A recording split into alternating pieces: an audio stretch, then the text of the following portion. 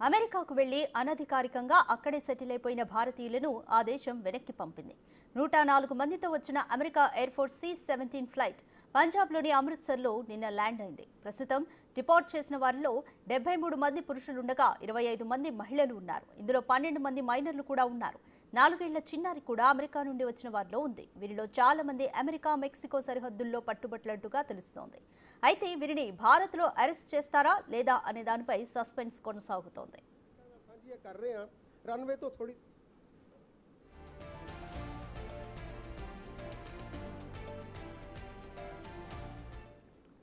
More details మా ప్రతినిధి శివ అందిస్తారు. శివ, నిన్న అమెరికా నుంచి తిరిగి వచ్చిన భారతీయుల్లో చిన్నారులు, మైనర్లు కూడా ఉన్నారు. కంప్లీట్ డీటెయిల్స్ ఏ విధంగా ఉన్నాయి?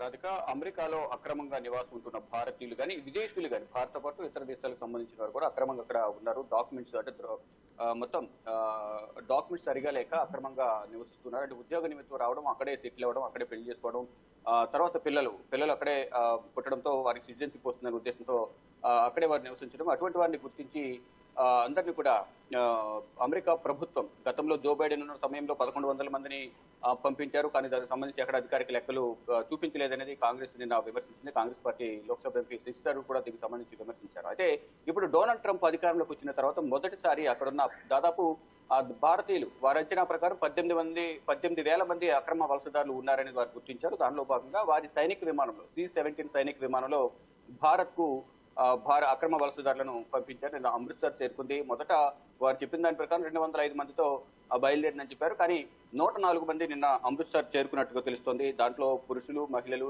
చిన్నారులు కూడా ఉన్నారు. ఇంతకుముందు చెప్పినట్లుగా అక్కడే సెటిల్ అవడంతోనే అటు వారి పిల్లలు కూడా అక్కడే నివసించాల్సిన పరిస్థితి ఉంది. అటువంటి వారిని డాక్యుమెంటేషన్ సరిగా లేని వారిని అక్కడి నుంచి పంపించేయాలని ప్రధానంగా ట్రంప్ భావించారు. దానిలో భాగంగా అక్కడి నుంచి 18 మంది ఎవరైతే ఉన్నారో సరైన ధ్రువపత్రాలు లేకుండా అక్కడ నివసిస్తున్న వారిని అందరినీ కూడా పంపించి వేయాలి అనేది డొనాల్డ్ ట్రంప్ భావించారు. దానిలో భాగంగానే అందరినీ కూడా అక్కడి నుంచి పంపించేసేందుకు ప్రయత్నాలు చేస్తున్నారు. దానిలో భాగంగానే నిన్న గురు రామదాస్ అమృత్సర్లోని గురు రామదాస్ ఎయిర్పోర్ట్ కు విమానం చేరుకుంది. మరోవైపు ఇటు కొలంబియాకు సంబంధించిన వలసదారులు ఎవరైతే ఉన్నారో వారిని కూడా పంపించేయాలని భావించిన నేపథ్యంలో ఆ దేశ అధ్యక్షుడు కూడా దీనిపై స్పందించారు. ఏదైతే అంటే కొలంబియాతో పాటు బ్రెజిల్ కానీ, గాట్వెమెలా, పెరు, హోండురాస్ పౌరులను కూడా సైనిక విమానంలో పంపించే సందర్భంలో వారికి సంఖ్యలు వేసి మరి అక్కడి నుంచి అమెరికా నుంచి పంపించేందుకు వారు నిర్ణయించుకున్నారనేది ప్రధానంగా వార్తలు వచ్చాయి. దానికి అనుగుణంగానే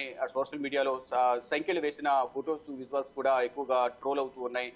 దీని పట్ల కూడా ట్రంప్ పై అనేక విమర్శలు అయితే వినిపిస్తున్నాయి. అంటే అక్కడ అక్రమ వలసదారులు ఉన్నప్పటికీ కూడా వారిని సరైన పద్ధతిలో మర్యాదపూర్వకంగా స్వదేశానికి పంపించాల్సి ఉంటుంది. కానీ ఏదో ఉగ్రవాదులను, నేరస్తులను, నేరం చేసిన వారిని చేసినట్లుగా ఆ విధంగా సంఖ్యలు వేసి పంపించడం అనేది కరెక్ట్ కాదు అనేది కూడా ఒక విమర్శ అయితే ప్రధానంగా వినిపిస్తోంది. ఇక ఇంతకుముందు చెప్పినట్లుగా కొలంబియాకు సంబంధించిన అమెరికాలో ఉంటున్న వారిని సైనిక విమానాలకు ద్వారా పంపిస్తున్న నేపథ్యంలో మా దేశానికి సంబంధించిన పౌరులను మేము గౌరవప్రదంగా అక్కడి నుంచి మేమే తీసుకువెళ్తామంటూ కూడా కొలంబియా నుంచి 2 విమానాల్లో అమెరికా పంపించి వారి దేశానికి సంబంధించిన వారిని తీసుకుని వచ్చారు. దానికి సంబంధించి గుస్తావో పెడ్రో కూడా దీనిపై స్పందించారు. ఆ విధంగా పంపించడం అనేది కరెక్ట్ కాదనేది కూడా ఆయన అమెరికా పైన ఆగ్రహం వ్యక్తం చేశారు. ఇక మొత్తంగా చూసుకుంటే ఎవరైతే H-1B వీసాకు సంబంధించి కూడా నిర్ణయం తీసుకోబోతున్నారు, ఎవరిని కూడా అమెరికాలోకి రానివ్వకుండా అక్రమంగా ఎవరైతే నివసిస్తున్నారో అటువంటి వారిని కట్టడి చేయాలనే ఉద్దేశంతోనే ట్రంప్ ఇటువంటి నిర్ణయాలు తీసుకుంటున్నారనేది కూడా ప్రధానంగా వినిపిస్తోంది.